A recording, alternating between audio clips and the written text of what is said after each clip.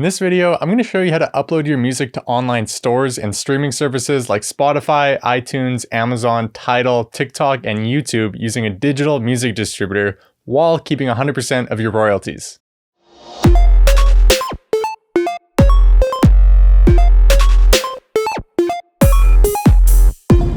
Hello, my name is Charles Hoffman from blackghostaudio.com. Welcome to another video. If this is your first time here and you want to learn how to produce better music fast, start now by subscribing and clicking the bell so you don't miss out on tips, tutorials, and gear roundups. Back in the day before the internet, the only way to distribute your music to people was through brick and mortar music stores. You'd have to get a whole bunch of records, cassettes, or CDs created, and then convince music store owners to sell your music. These music store owners were like the gatekeepers of the music industry. You could sell records out of the back of a van or something, but most people discovered new music through their local record shop, and if your music wasn't sold there, it was very hard for people to find out about you. In 1999, things changed substantially. Napster was created, which was the first peer-to-peer file sharing internet software that emphasized sharing digital audio files. This dealt a really heavy blow to record stores, which meant that they were no longer fully in control of the music being distributed to people. From a consumer perspective, this was great because consumers could go online and find all sorts of music, even music that record stores weren't willing to sell for various different reasons. However, the issue with Napster and other peer-to-peer file sharing services like LimeWire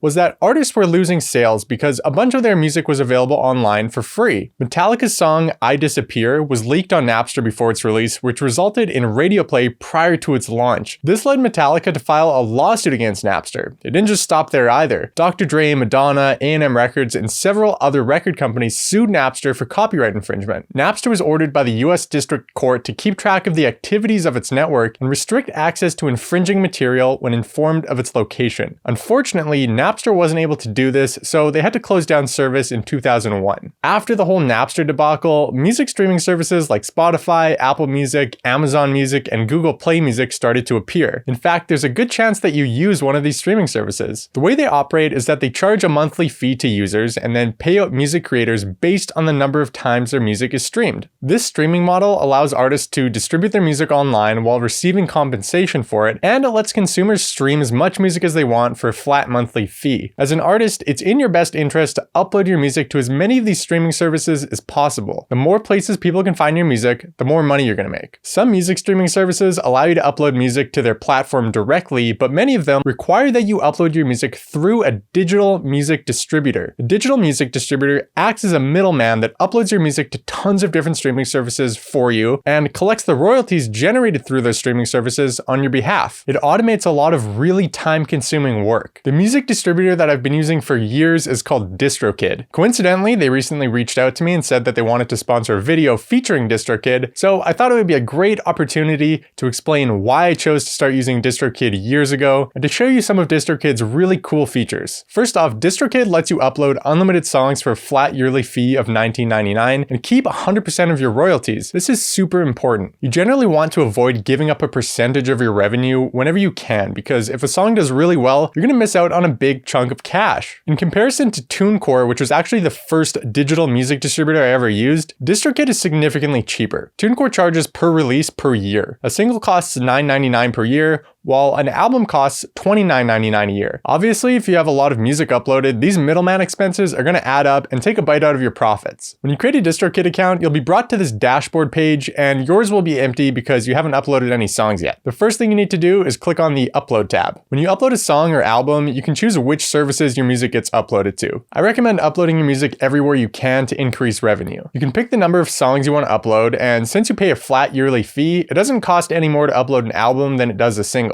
There's a whole bunch of album and track metadata you can add to your release here, like artist name, cover art, and genre, but what I want you to take a look at are these extra options. If you select YouTube Money, DistroKid will add your song to YouTube's Content ID database and continually scan for matches. When your music is detected in a YouTube video, you'll be notified and ad revenue will automatically go to you instead of the person who uploaded the video. This has the potential to be quite profitable. Another cool feature is the Shazam and Siri option, which lets people ID your song if they hear it playing on the radio, on TV, TV, or at a party. They can analyze the song on their phone and then pull up a link to it. Once you've uploaded a song, it's going to appear in the My Music tab. When you click on a track, you'll be able to view and edit some important information. For example, you can upload song lyrics which will appear in Apple Music, Google search results, and other places. If someone hears your song and wants to look up the lyrics, they'll be able to find them. You can also credit songwriters, producers, recording engineers, mixing engineers, mastering engineers, and much more. This information will appear in the stores that display this type of metadata. For example, on Spotify, you can view this information by right-clicking on a song and selecting Show Credits. Filling out these metadata fields ensures that everyone involved with the project gets credit where credit is due. Jumping back to the song page, your song will automatically be assigned an ISRC, which stands for International Standard Recording Code. This code is used as a unique identifier to mark a recording. Many popular streaming services require that you submit an ISRC to them along with your song, but DistroKid takes care of all this technical stuff for you. The team section is where you can dictate royalty splits. If you've collaborated on a song with one or more people, you can add them as collaborators. DistroKid will automatically split the royalties the song generates between collaborators, so that's one less thing you need to manually deal with. You're provided with a hyperfollow link which leads to a landing page for your song that you can share online to sites like Facebook and Twitter, as well as your mailing list. When visitors arrive on the landing page, they can choose where to listen to your music. I also want to quickly mention that you can upload cover songs to DistroKid, which is quite unique. Most digital music distributors don't let you do this, but DistroKid stays up to date on copyright laws affecting your music and make sure that you're able to get your covers into stores legally. There are a few situations in which you can't upload cover songs, but if you want to cover a song that's been released on iTunes, you shouldn't run into many issues. To make uploading cover songs possible, DistroKid charges a fee of $12 per year per cover song, which goes to obtaining the necessary license and paying the original songwriter each month. Alright, so once you've uploaded a song and have waited a few months, you'll be able to view financial data on the bank page, which can display your total earnings broken down by artist, song, and service. This is where you can see how much money your songs have made and which streaming services are performing the best. Everything we've taken a look at so far is available as part of DistroKid's musician plan, which is the plan that I recommend if you create music as a hobby. You're going to be able to upload unlimited songs and lyrics. You'll get a Spotify verified checkmark, which is kind of cool. You'll be able to collect team earnings and register one artist or band on your account. The Musician Plus plan is a step up, and I recommend this if you're going to be treating your artist project as a business and investing money into marketing campaigns to promote your music. The daily sales stats you gain access to can help guide your marketing efforts when you release a song and let you know whether to boost or decrease spending on things like Facebook and Google ad campaigns. With this plan, you're also able to specify a pre-order date so that people can order an upcoming song or album in advance. When you share the song's hyperfollow link pre-release, landing page visitors will be prompted to pre-order the track. You can also customize the release date, which is really important if you want your song to appear in every store the day of the song's release. It can take anywhere from 1 day to 3 weeks for a song to find its way into stores. It needs to be reviewed and approved by DistroKid and then sent to stores. At that point, the store may manually review the release, which can take additional time. DistroKid recommends uploading your song at least 4 weeks in advance if you want it to be available in all stores the day of release. As a hobbyist music maker who just wants to get their music up in stores so that they have something to show their friends, custom release dates aren't that critical. If there's no marketing push behind the release, it doesn't matter too much. On the other hand, if you're spending a ton of money on a marketing campaign and your music isn't available for download everywhere the day of release, that'd be a catastrophic failure. You'd lose out on a bunch of streams and downloads and end up wasting a big portion of your marketing budget. All of these plans are scalable, so if you start with the Musician plan and decide you want to upgrade to the Musician Plus plan, you can do that. Alternatively, if you kickstart a record label, you can upgrade your account to start collecting royalties from anywhere from 5 to 100 artists. So to upload your music to most online music stores and streaming services, you need to use a music distributor like DistroKid. When you sign up for DistroKid using the affiliate link below, you'll save 7% on your first year's membership, and Black Ghost Audio will earn a small commission as well. So using this link is a great way to save a bit of cash and help support the channel. Give this video a thumbs up if you liked what you saw, and if you want to learn how to produce better music fast, start now by subscribing and clicking the bell so you don't miss out on tips, tutorials, and gear roundups. Thanks for watching, and I'll see you next time.